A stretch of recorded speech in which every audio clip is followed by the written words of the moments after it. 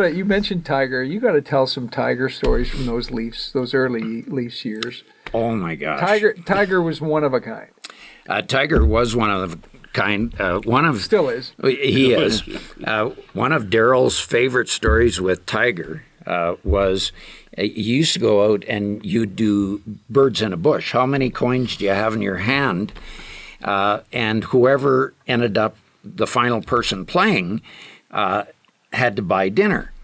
And so Daryl and Tiger end up in the final, and Tiger's a nervous wreck. He wasn't making that much money, and so Daryl puts his coins in his hand, and Tiger puts his hand on the table first, and he's nervous as all heck get out, and Daryl knows right away he's got 3 coins in his hand, and Daryl had 2. He said, "I call 5."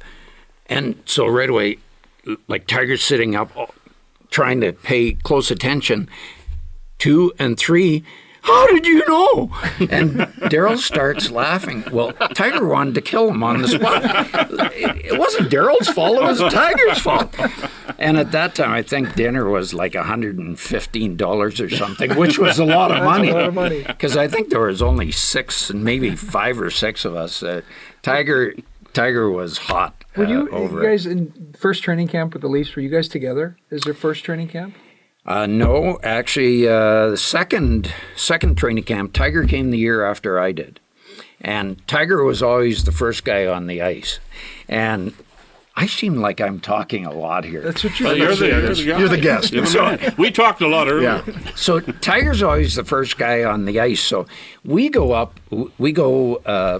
snowmobiling up at Rod Sealing's place, Elmira. It's like an hour and a half north. And like they had about 10 snowmobiles. Some guys were on doubles and other guys were on singles. Billy Flett, a big man, he goes ripping like through the fields, falls off, like totally like tears his knee. We get to practice the next day. Oh my gosh, what are we going to do? And the trainers tape Billy like totally where he can't even move. And so he's on the ice first. And lo and behold, Tiger comes out and he can't believe Billy's on the ice first. And Billy two-hands Tiger across the legs. Tiger loses it right away, runs Cowboy down into the corner. As Cowboy's limping, trying to get to the corner, he goes down the heap, and the trainers come out. Oh, my God, he's got torn knee ligament. Tiger didn't know for just about a half a year. And then he wanted to kill everybody all over again. But we had to get Billy back into action before anyone could tell the story. That he fell off a snowmobile. He fell off a snowmobile. You got to tell the story of Tiger rescuing some plywood on the side of the road. Because that's a good one. Oh my gosh, I'm not even sure I should tell that story. It's so good. So Tiger lives down by Swift Current. He's building his cottage out in Lake Diefenbaker, I think it is. And so all of a sudden, they go to the bar. He might have had 1 or 2 beers with a couple of his buddies, and they see this truck with a whole bunch of plywood on it.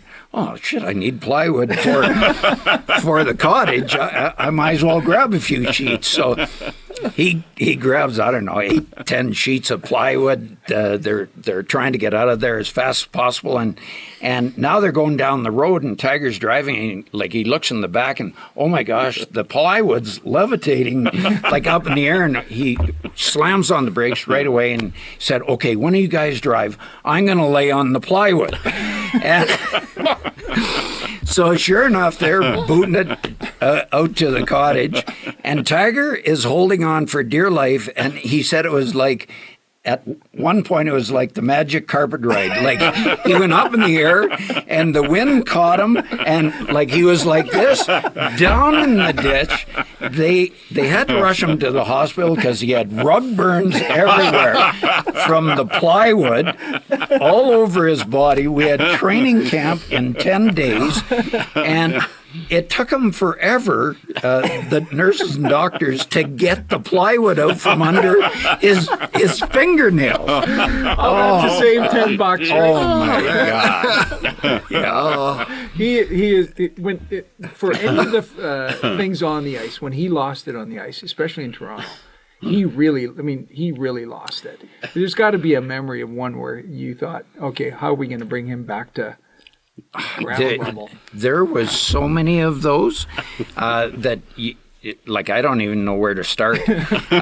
But to Tiger's credit, he fought absolutely everyone. And Tiger was not a big man. He was 185 pounds, maybe 5'11", but he didn't care. You name the guy, he was going to take him on, whether it was Clark Gillies, whether it was Schultz. Mad Dog Kelly. Mad Dog Kelly. His favorite guy, he fought every guy in Philly, but his favorite guy was Bob the Hound Kelly. And the two of them both threw those punches about probably 8 to 10 inches long, and they were just like jackhammers. And he had fought, I think, twice already that game, and oh my God! Right at the end of the second period, buzzer goes, and him and Mad Dog Kelly right in front of our bench. They go like toe to toe, and it's like a tennis match. You're going back and oh my God, and they must have hit each other 50 times. And Tiger did an unbelievable job, and both sides are congratulating their guy. We go up to the dressing room, get up to the room, and Darryl said, oh my God, Tiger, that was a hell of a fight. Now we can go out and we can really give it to him in the third period. And Tiger said, oh man, I must have hit him 50 times. He never got me once. And Darryl said, without missing a beat, he said, Tiger, it was a good fight, but you better go around the corner and look in the mirror. And Tiger goes around the corner, and all you hear is this chuckle. And he came back out, and it looked like someone had taken a ball-peen hammer to his head. There were lumps and bumps and bruises coming everywhere. And he said, I know I got him 50 times. He must have got a lucky one in there once. But that was his whole philosophy, if I'm going big, and it's all for the team. And then you go to Colorado and you get grapes. You get grapes everyone knows Don Cherry, but very few saw what you got to see when he was coaching in Colorado. Well, like Tiger, I have so many Don Cherry stories. One of my favorites, I'll tell you the Hardy Astrom story in a minute, but one of my favorites was Grapes always brought Blue to practice. And you would come in our dressing room, and Grapes is about 10 feet down. There was Grapes' office. And Blue would sit right outside his office, and everyone knew you had to come into the room and go really slow, because if you walked nice and slow, Blue left you alone. But if you were in a hurry, Blue was on the attack right away. And we're playing the New York Rangers. It's morning skate, and this New York reporter comes in to try and get a story. And he's hustling. He comes around the corner, and right away, Blue is up. He's got him by the back of the leg, and he's shaking him all over the place. Finally, the guy goes down for the count. He's face down, and Blue's trying to drag him. And we're yelling at Grapes to get out here because we're not going to mess with Blue. And Grapes comes out, and he said, "This is perfect. See that, guys? I want you guys tonight hungry, just like Blue." Finally gets Blue off. The reporter jumps up and runs out of the room. He didn't even get his story. Oh, my God. It was ridiculous. Every day. Every day. My favorite grape story, well, that was pretty good. But we had this goalie by the name of Hardy Astrom. So he wasn't very good. No, he wasn't very good. We call him the Swedish Sieve. And the holes were really big for poor old Hardy.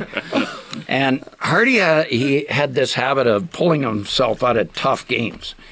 And like even in warm-up, Hardy'd get hit. If you're playing like a tough team, he's out of there. You hit him once, he's down for the count. So anyway, Grapes gets the trainers to pull Hardy into the room, and Hardy is in the room talking with the trainers. Grapes comes out and he says, okay, guys, here's the deal. You know the deal with Hardy? You hit him once, he's going down for the count. We're playing the Montreal Canadiens, and it's not going to happen. Here's the deal. I will fine every guy in this room $500 if anyone hits him with a shot in warm-up. And we're saying, Graves, like, the crowd thinks we're bad as it is. And he said, I don't care. He's going to pull the chute on us. Like, let's see how far in the game we can go. So, lo and behold, we go out for warm-up. We're doing 2-on-nothings, 1-on-nothing, 3-on-1, 10 feet wide, 5 feet high, and Hardy's in that. Come on, guys, they need the practice. No shit, you need the practice, Hardy. Lo and behold, we must have shot 600 pucks in warm-up, and even the crowd, oh my God, these guys are worse than we thought they were. There was only 4,000 people there anyway. Anyway, we go to get off the ice, and Hardy, like, he can't understand what's going on. And there was Graves as we're coming off the ice, high-fiving every guy. Like, yeah, no one got fined $500. We go out, we're in the first period, 5 minutes into the game, and we're winning 1-0. Playing unbelievable, because I think everyone was so loose after what had happened. And the crowd's thinking, oh my God, they're pretty good. And Rod Langway for the Canadiens finally gets it out to center ice, and he's trying to get a change. He flips it up in the air, and we're sitting on the bench, and you can see it. You can kind of read the label going over and over. Clarence Campbell's name at the bottom. Absolutely. Hardy puts up his hand to catch it. Yeah, you guessed it. He missed it. Comes down, clips him on the hip. Down he goes for the count. And Graves said, like, you've got to be kidding me. And lo and behold, they haul Hardy off. And who was the backup? I think at that time it was either Billy Oleschuk or Bill McKenzie. Oh, wow. Really household names. I hope they're not watching. You guys dead last, right? We won 11 games that year. We were mathematically eliminated at the end of November. It was a long year. Oh, my God. Did Grapes finish that year as coach? Or did he did finish the year, and then, unfortunately, it became a fight between him and the GM, Ray Muron. Ray Muron, yeah. And Ray Muron won the battle. Grapes got fired, and Ray Muron, I think, lasted a month and a half. Ray Muron went to Sweden to sign a set of twins. No, a set of twins. And he was all proud. There you go. He was all proud. I can't even remember their names. They came back. They came back. They were absolutely awful, just god awful, and so they sent them to the minors. They couldn't play in the minors. They thought they'll get accustomed and then come back up. So anyway, they call them back up. We go to L.A. By the way, the real twins were the two twins they signed in New York the same year. He had the wrong twins, for God's sake.